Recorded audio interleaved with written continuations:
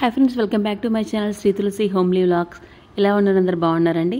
నేనైతే చాలా బాగున్నాను. మీరు కూడా బాగుండాలని మనస్ఫూర్తిగా కోరుకుంటున్నాను. అయితే ఇవాళ వ్లాగ్ వచ్చేసి మా తమ్ముడి పెళ్ళని చెప్పాను కదండి. అంటే మా తమ్ముడి పెళ్ళి అయిపోయింది, అన్నీ అయిపోయింది. మేము ఆల్మోస్ట్ బెంగళూరు కూడా వచ్చేస్తాం అనమాట. కాకపోతే నేను వీడియోస్ వచ్చేసి ఇప్పుడు పోస్ట్ చేయాల్సి వస్తుంది. ఇక్కడ వీళ్ళందరూ ఎక్కడికి వెళ్తున్నారా అని అనుకుంటున్నారా? సో అమ్మ వాళ్ళ ఇంటి దేవుడు వచ్చేసి గోరంట్ల లక్ష్మీ మాధవస్వామి అండి. సో వాళ్ళు ఇంట్లో ఏ పెళ్ళైనా జరిగినా ఫస్ట్ ఇంటి దేవునికి వెళ్ళి అక్కడే వంట చేసుకుంటారు. లేదంటే ఎక్కడైనా వంట చేసుకొని వెళ్ళేసి అక్కడ వీళ్ళు భోజనం చేసుకొని దేవునికి నైవేద్యం పెట్టి అక్కడున్న వాళ్ళకి భోజనాలు పెట్టేసి వస్తారనమాట. ఇది వచ్చేసి మా అమ్మ వాళ్ళ ఇంట్లో ఉన్న ముగ్గురు పిల్లలకు అలాగే చేశారు. బాబాయ్ వాళ్ళ ఇంట్లో ఉన్న ముగ్గురు పిల్లలకు కూడా అలాగే చేశారు.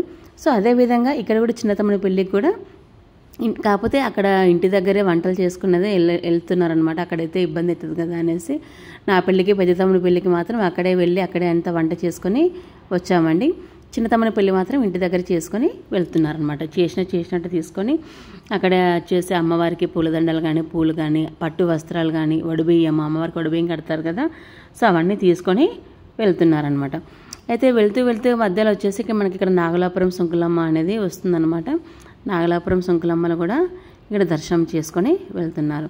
ఇక్కడ ఎవరెవరు వెళ్తున్నారంటే బాబాయ్ వాళ్ళు వచ్చేసి బాబాయ్ వాళ్ళు వెళ్తున్నారు. బాబాయ్, పిన్ని, సునీత. ఇక్కడ వచ్చేసి అమ్మ వాళ్ళ ఇంట్లో అంజి, పెద్ద తమ్ముడు, మరదలు, అమ్మ, నాన్న, అత్తమ్మ, మా ఆడపడుచు కూడా వెళ్ళారనమాట. వదిన వాళ్ళు కూడా. సో వేరే మా అమ్మ తిరుపాలి, మా అమ్మ వాళ్ళు ప్రాతకోటలో ఉంటారు, వాళ్ళిద్దరు కూడా వెళ్ళారు. వేణమ్మ అత్త వాళ్ళు కూడా వెళ్ళారనమాట. అత్త, నీలిమ, ఎల్లస్వామి. సో ఈ విధంగా వెళ్ళారు. So vehicle Sumo, Tata Sumo ఉంది కదండి, అదే వెహికల్లో వెళ్ళారండి. ఇక్కడ ఈ గుడి వచ్చేసి నాగలాపురం సుంకులమ్మ గుడి.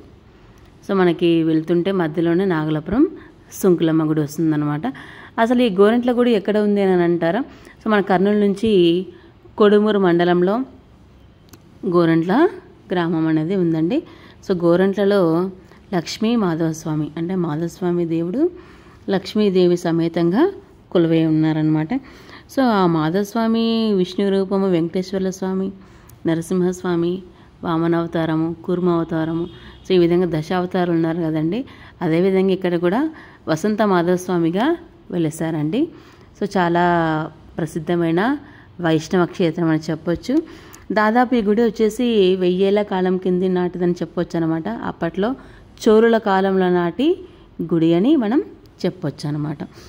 ఇక్కడున్న పూజారులు కానీ, ఇక్కడున్న అవన్నీ కానీ మనకి తిరుపతి నుంచే పూజారులు పంపిస్తారని విన్నామన్నమాట. సో అక్కడున్న పూజారులు కూడా తిరుపతి నుంచే వస్తారనమాట. సో ఏం చేస్తారు ఇక్కడ అనేదంటే చెప్పాం కదండి, ఇంటిదే చేసుకొని మనము ఏదైనా పెళ్లి జరిగినా కూడా ఫస్ట్ పెళ్లి పత్రిక ఇంటి దేవుడు కాబట్టి అమ్మ వాళ్ళు అక్కడే పెట్టుకున్నాకని ఎవరికైనా ఇచ్చుకుంటారనమాట. ఈ గోరంట్ల లక్ష్మీమాధవస్వామి ఇంటి దేవుడు కావడంతో పుట్టు వెంట్రుకలు కానీ, లేదంటే నామకరణం కానీ, తదితర కార్యక్రమాలు కూడా అక్కడ గుడిలోనే చేసుకుంటారండి. అందుకనే మా నాన్న వాళ్ళ పేరు కూడా మాధవస్వామిని పెట్టినారనమాట. మా నాన్నమ్మ వాళ్ళ ఇంటి దేవుడు కదా అనేసి నాన్న పేరు పెద్ద మాధవస్వామి, బాబాయ్ పేరు చిన్న మాధవస్వామి అని చెప్తారనమాట. బాబాయ్ వాళ్ళు కూడా ప్రతి ఒక్కదానికి ఇక్కడే చేస్తారనమాట. ఇక్కడ చూడండి, నాగలాపురం సుంకులమ్మ దేవి ఎంత బాగా కట్టించారంటే టెంపుల్ అంతా బాగా కట్టించారనమాట. సాక్షాత్తు అమ్మవారు చాలా బాగా కొలువై ఉన్నారనమాట. ముందు చిన్న గుడిగా ఉండేదండి సుంకులమ్మ పరమేశ్వరి గుడి. ఇక్కడ వచ్చేసి బాగా పెద్దగా నిర్మించారు. చాలా బాగా ఉంటుందన్నమాట. లోపల కూడా చాలా స్పేషియస్గా ఉంటుంది. అమ్మవారు కూడా చాలా సుందర మనోహరంగా ఉంటారు. సో ఇక్కడ వచ్చేసి అత్తమ్మకి అమ్మవారు వస్తుంటారు కదా. అదేవిధంగా ఇక్కడ సుంకులమ్మ అమ్మవారి గుడిలో కూడా అత్తమ్మకి అమ్మవారు వచ్చినట్టున్నారు. సో ఏంటబ్బా నేను లేనని అనుకుంటున్నారా? మేము అప్పటికి ఇంకా బెంగళూరులో ఉన్నామండి. మేమైతే వెళ్ళలేదన్నమాట. మేము అమ్మ వాళ్ళు వెళ్ళమని చేసినప్పుడు వెళ్ళాము. వెళ్ళమ్మ కన్నా ముందు ఇంటి దేవునికి వెళ్ళొచ్చారనమాట. సో ఇంటికి సంబంధించి ఒక పెయింట్ కొట్టించాక ఫస్ట్ చేసే పని అదే పని అనమాట. సో అక్కడికి వెళ్ళారు. మేము ఆ టైంకి ఇంకా వెళ్ళలేదు కాబట్టి నేను లేను అక్కడ. చూస్తే అత్తమ్మకి అమ్మవారు వచ్చారు కాబట్టి వారి సమస్యల్ని వాళ్ళు అడుగుతున్నారనమాట. వాళ్ళకి అడుగుతుంటారు కదా వారి యొక్క సమస్యల్ని. సో అదేవిధంగా అక్కడ వదిన వచ్చేసి మా మరదలు వచ్చేసి కూడా అడుగుతున్నారు. అదేవిధంగా అత్తమ్మ ఏం చేయాలనేసి వాటికి పరిహారాలు చెప్తూ ఉన్నట్టుందనమాట. సో ఆ విధంగా నాగలాపురంలో సుంకులమ్మ పరమేశ్వరిని దర్శించుకున్నాక మళ్ళీ గోరంట్లకి బయలుదేరారనమాట. సో వెళ్ళేటప్పుడే మనకి నాగలాపురం వస్తుంది కాబట్టి వెళ్ళేటప్పుడే దర్శించుకుంటారు. వచ్చేటప్పుడు ఇంకా డైరెక్ట్గా ఇంటికి వచ్చేస్తారండి. చూడండి కొడుమూరు మండలానికి చెందిన గోరెంట్ల. సో 1000 కాలం కింది నాటిది అని చెప్తారనమాట. చోరుల కాలం కింది నాటిది. అప్పట్లో గోరువంక మహర్షి అనే ఒక అతను ఉండేవాడంట అండి. అతను చేసిన తపస్సుకి మెచ్చి సాక్షాత్తు విష్ణువే అక్కడ ప్రత్యక్షమయ్యి సో వసంత మాధవ స్వామిగా వెలిసాడంట. అందుకే ఆ స్థలాన్ని గోరువంకగా పిలిచేవారంట ఇంతకుముందు. ఆ గోరువంక కాస్త ఇప్పట్లో కాలానుకృతం ఇప్పుడు గోరెంట్లగా మారిందంట అండి. సో ఇప్పుడు అందరూ వచ్చేసి గోరెంట్ల. చాలామంది పేర్లు కూడా పెట్టుకుంటారు. ఈవెన్ గోరెంట్ల, లేదంటే కొంతమంది గోరెంట్ల లక్ష్మీమాధస్వామి, లేదంటే గోరెంట్ల మాధస్వామి. అంటే ఆ ఊరి పేరు కలిసేటట్లనే పెట్టుకుంటారు, లేదంటే ఇంటి పేరు దేవుడి పేరు కలిసేలాగైనా పెట్టుకుంటారనమాట. అక్కడ స్వామివారిని వచ్చేసి వసంత మాధవస్వామిగా పిలుస్తారండి. ఈ విధంగా ఫస్ట్ అక్కడ వచ్చేసి మకర తోరణం కింద సాలగ్రామంలో వెలిసిన మూల విరాట్ అన్నాడు అక్కడ స్వామివారు వచ్చేసి. ఒక్క స్వామివారే కాకుండా పక్కన వచ్చేసి లక్ష్మీదేవి అమ్మవారు కూడా ఉంటారనమాట.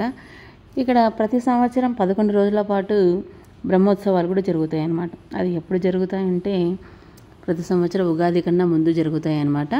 11 రోజులు చాలా అంటే చాలా బాగా జరుగుతారండి. రథోత్సవం ఉంటుందన్నమాట. రథం అనేది ఊర్లో అంతా ఊరేగిస్తారు. అప్పుడు వచ్చేసి గుడిని చాలా సుందర మనోహరంగా తయారు చేస్తారండి. ఇప్పటికైనా చాలా విశాలమైన ప్రాంగణంలో ఉందండి గోరెంట్ల మాధవస్వామి గుడి. లోపల వచ్చేసి ఈవెన్ ఒక చిన్న చిన్న ఫంక్షన్లు చేసుకోవచ్చు అనమాట. చెప్తున్నాను కదా, పుట్టినరోజులు కానీ నామకరణాలు కానీ ఏమైనా చిన్న చిన్న కార్యక్రమాలు కూడా ఖచ్చితంగా ఈజీగా చేసుకోవచ్చు. ఉండాలనుకున్న వాళ్ళకు కూడా చిన్న చిన్నగా రూమ్స్ కూడా ఉన్నాయి. కాకపోతే అంత వసతి సౌకర్యం లేదులేండి, బట్ ఉండొచ్చు. ఒకరోజే కాబట్టి ఎలాగైనా ఉండొచ్చు. బట్ బయట కూడా ఓపెన్ ప్లేస్ ఉంది కాబట్టి వంటలు చేసుకునే వాళ్ళు కూడా అక్కడక్కడే చేసుకోవచ్చు. ప్రతి శనివారం కూడా అక్కడ అన్నదానం అనేది ఖచ్చితంగా జరుగుతుంది. 11 రోజుల పాటు ఉత్సవాలు చాలా బాగా జరుగుతాయి కాబట్టి అమ్మ వాళ్ళ ఉత్సవాలకి వెళ్ళలేరు, కానీ ఉగాది రోజు మాత్రం ఖచ్చితంగా వెళ్తారండి. ఖచ్చితంగా ఉగాది రోజు మాత్రం ఇంట్లో ఎవరైనా సరే, ఒక్కరైనా సరే, తమ్ముళ్ళైనా సరే, ఎవరైనా సరే. ఇంతకుముందు నాన్న కూడా వెళ్ళేవాడు. ఇప్పుడు నాన్నకి అంతగా చేత కావడం లేదు కాబట్టి ఎవరో ఒక తమ్ముడు వెళ్తారు. పెద్ద తమ్ముడు, చిన్న తమ్ముడు, లేదంటే పెద్ద తమ్ముడు మరదలో ఎవరో సంథింగ్ వెళ్ళేసి అలాగే టెంకాయలు ఇచ్చేసి బియ్యం బ్యాళ్ళు చేసేసి ఖచ్చితంగా ఉగాది రోజైతే వెళ్తారనమాట. ఈ విధంగా వెళ్ళిన తర్వాత బయటనే అక్కడ గడస్తంభం ఉందండి. ఆ గడస్తంభం దగ్గర వాళ్ళ ఒత్తులు అవన్నీ తెచ్చుకున్నారు కదా, అక్కడ వచ్చేసి పూజలు, దీపాలు వెలిగించుకొని పూజలు చేస్తున్నారనమాట. అక్కడ కనిపిస్తున్న ఎల్లో కుర్తా వేసుకున్నవాడు వచ్చేసి మా పెద్ద తమ్ముడు. ఆ పక్కనే ఆ అమ్మాయి వచ్చేసి పెద్ద మరదలండి. అటు పక్కన వచ్చేసి చిన్న తమ్ముడు. ఇప్పుడు వాడిదనమాట మ్యారేజ్. వాడి మ్యారేజ్ కోసమే ఈ విధంగా చేస్తారనమాట. ఇక్కడికి వచ్చేసి గోరెంట్లకి ఆల్మోస్ట్ సంక్రాంతి కన్నా ముందరే వెళ్ళినట్టున్నారనమాట. సంక్రాంతి వైకుంఠ ఏకాదశి మరుసటి రోజే వాళ్ళు అక్కడికి వెళ్ళారనమాట. సో వైకుంఠ ఏకాదశి రోజు ముందు రోజే కావడంతో ఇంకా అక్కడ టెంపుల్ వచ్చేసి డెకరేషన్ అంతా అట్లే ఉందన్నమాట. చాలా ప్రశాంతంగా ఉంటుందండి ఆ గుడిలో వచ్చేసి. ఎందుకంటే నేను కూడా పెళ్లి కాకముందు వెళ్ళేదాన్ని కదా. పెళ్ళి కాకముందు నా పెళ్ళికి వెళ్ళాను, పెళ్ళిన తర్వాత మా పెద్ద తమ్ముడు పెళ్ళికి మాత్రం వెళ్ళాను, తర్వాత వెళ్ళలేదన్నమాట. ఆ గుడిలో ఉన్నంతసేపు చాలా ప్రశాంతంగా ఉంటుంది. సో ఒక్క లక్ష్మీ మాధవ స్వామి కాకుండా ఇంకా వేరే వేరే దేవతలు కూడా మనకు అక్కడ గుడి గోపురం మీద వెలుస్తున్నారనమాట. ఆ గుడి గోపురం మెయిన్ ఎంట్రన్స్లో వచ్చేసి దాదాపు 70 అడుగులు ఉంటుందండి. దాదాపుగా 70 అడుగుల గోపురం అనేది ఉంటుంది. ఇక్కడ వచ్చేసి మా పిన్ని బాబాయ్ కూడా దీపాలు వెలిగిస్తున్నారండి. సో ఎవరు తెచ్చుకున్న దీపాలు వాళ్ళు వెలిగిస్తున్నారు అనమాట. అంతే కదా, ఎవరి దీపం వెలిగిస్తే వారికే ఫలితం ఉంటుంది, ఒక భార్యాభర్తలకి తప్ప.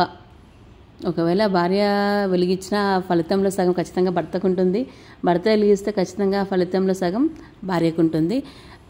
వీళ్ళిద్దరు తప్ప మిగతా ఎవరైనా సరే ఖచ్చితంగా ఎవరి దీపం వెలిగిస్తే వారికే మాత్రమే ఫలితం ఉంటుందని నాకు తెలిసినంతలో నేను చెప్తున్నాను అనమాట. ఒక్క భార్యాభర్తలకి తప్ప. ఒకవేళ వెలిగించలేని వాళ్ళు ఒకవేళ భార్య వెలిగించినా సరిపోతుంది, లేదంటే భార్య చేత కాకుండా భర్త వెలిగించినా సరిపోతుంది. వాళ్ళిద్దరికీ సమానం. లేదు ఇద్దరికి ఓపిక ఉందంటే ఇద్దరైనా వెలిగించవచ్చు. ఇక్కడ చూడండి మా నాన్న కూడా అక్కడెక్కడ కూర్చున్నాడు, కానీ మా నాన్న కూడా పిలిపించి మా అమ్మ వెలిగించింది అనమాట. లేదు వెలిగించాల్సింది అనేసి అంత రెడీ చేసి నాన్నతో కూడా వెలిగించింది. ఇక్కడ వచ్చేసి చిన్న తమ్ముడితోని మరదళ్ళతోని అవందరితోని ఎవరి దీపం వాళ్ళు వెలిగించుకొని వాళ్ళ పూజలు వాళ్ళు చేసుకుంటున్నారు అనమాట. ఇటు పక్క వచ్చేసి బాబాయ్ పిన్ని అనమాట.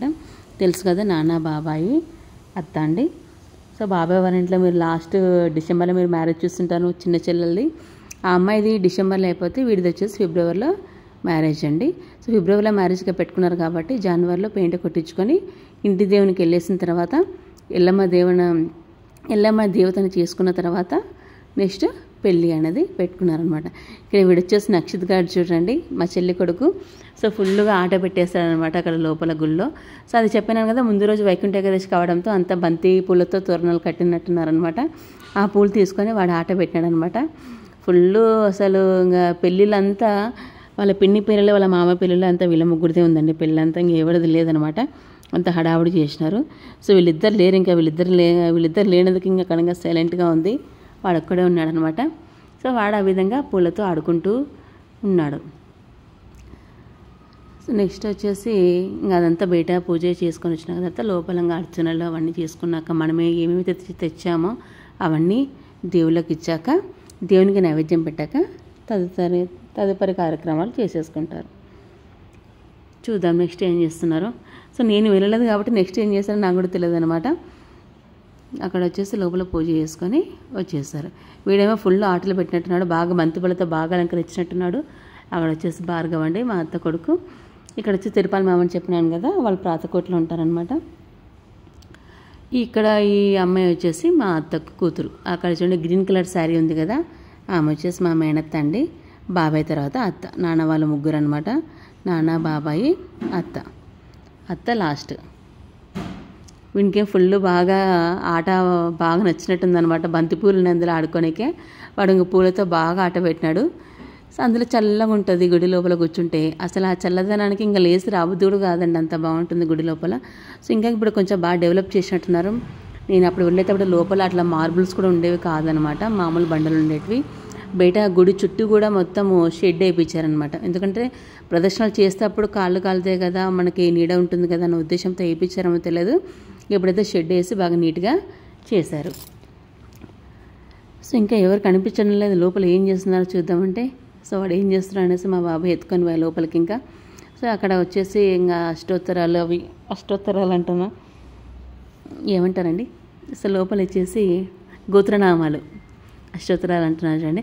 సో ఎవరి గోత్రనామాల వాళ్ళతో పూజ చేసుకొని ఎవరికి సంబంధించిన వాళ్ళు తీర్థప్రసాదాలు ఇచ్చేసుకొని బయటకు వచ్చేస్తారనమాట. సో కొంచెం ఉందాం చూద్దాం లోపల ఉందా లేదనేసి చూద్దాం. అక్కడ మా బాబాయ్ వచ్చేసి నక్షత్రకాంత్తో గంట కట్టేయాలని చూస్తున్నాడు అనమాట. కొంతమంది అక్కడ గంటలు కట్టారు కదండి, కేవలం గుడివి మాత్రమే కాకుండా ఎవరైనా మొక్కుబడి ఉన్న వాళ్ళు కూడా గంట కడుతూ ఉంటారనమాట. ఆ గంట అనేది పిల్లలు కానీ వాళ్ళ పిల్లల కోసం, లేదంటే సంథింగ్ వాళ్ళకి ఏదైనా ఫైనాన్షియల్గా ఏదైనా ప్రాబ్లమ్స్ ఉన్నా కూడా, ఎవరికి ఏ సమస్య ఉన్నా, ఆరోగ్యపరమైన సమస్యలు ఉన్నా కూడా దేవునికి మొక్కుకొని ఆ సమస్య తీరిన తర్వాత ఖచ్చితంగా వాళ్ళ మొక్కుతోని అక్కడ గంట అనేది కట్టిపోతారనమాట. బయటగోడు చూడండి, తులసి కోట ఎంత బాగా కట్టించారు కదా, చుట్టూ దేవతల్ని పెట్టేసి తులసి కోట చాలా బాగా కట్టించారనమాట. అక్కడ కూడా వచ్చేసి లోపల మూల విరాట్ విగ్రహాలు ఉన్నాయన్నమాట. అక్కడ కూడా మనం దర్శించుకోవచ్చు.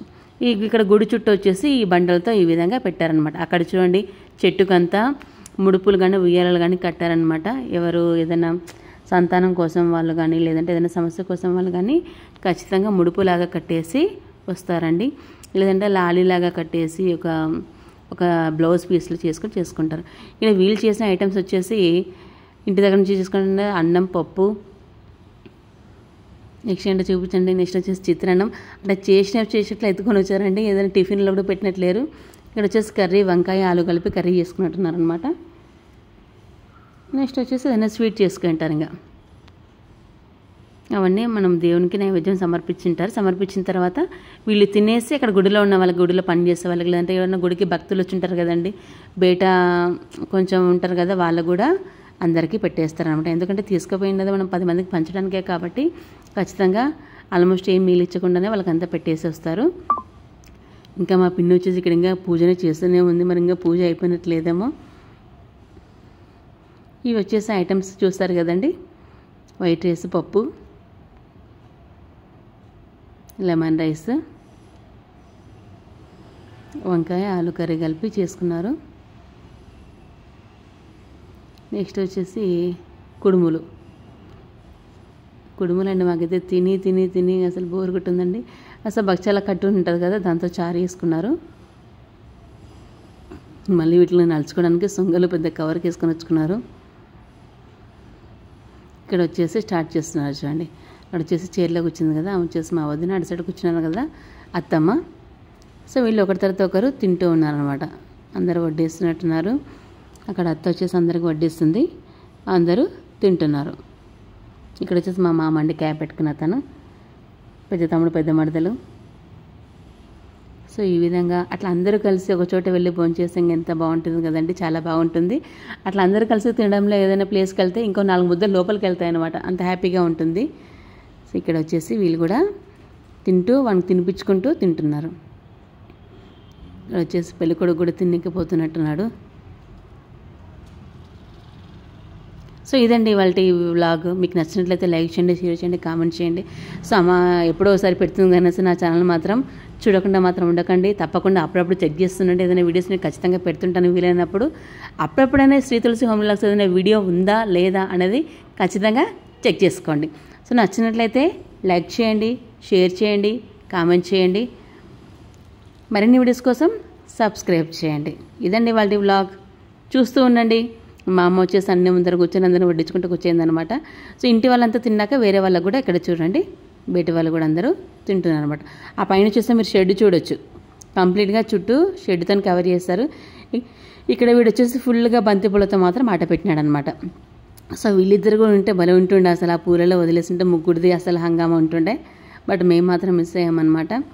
సో మళ్ళీ ఎప్పుడైనా టైం ఉంటే వెళ్ళొస్తాంలేండి. ఇంకా గోరంట్ల మాధవస్వామి చాలా బాగుంటుందని, ఒక ప్రసిద్ధ వైష్ణవ క్షేత్రాల్లో ఈ టెంపుల్ కూడా ఒకటని చెప్పవచ్చు అనమాట. ఆ గోరువంక మహర్షి వల్ల మనకి గోరంట్ల అనే ఊరు వచ్చింది. అందులో వసంత మాధవస్వామి మనకి దేవుడుగా ఉన్నాడనమాట. ఇక్కడ వచ్చేసి అందరూ గ్రూప్ ఫోటో దిగారండి. సో ఎవరెవరైతే గుడికి వెళ్ళారో అందరూ కలిసి గ్రూప్ ఫోటో తీయించుకున్నారు. ఇక్కడ వచ్చేసి లక్ష్మీదేవి అమ్మవారండి. సో అక్కడ దిగిన కొన్ని ఫొటోస్ నేను మీతో షేర్ చేసుకుంటున్నాను. ఇక్కడ వచ్చేసి బాబాయ్ పిన్ని దిగారు, తమ్ముడు మరదలు ఇక్కడ దిగినారు. నెక్స్ట్ వచ్చేసి ఎవరు దిగారు, పిన్ని, చిన్నోడు దిగినాడు, మా బాబాయ్ మనవాడు దిగినారు ఇక్కడ. సో అక్కడ దిగిన ఫొటోస్ కొన్ని షేర్ చేస్తున్నాను, చూడండి.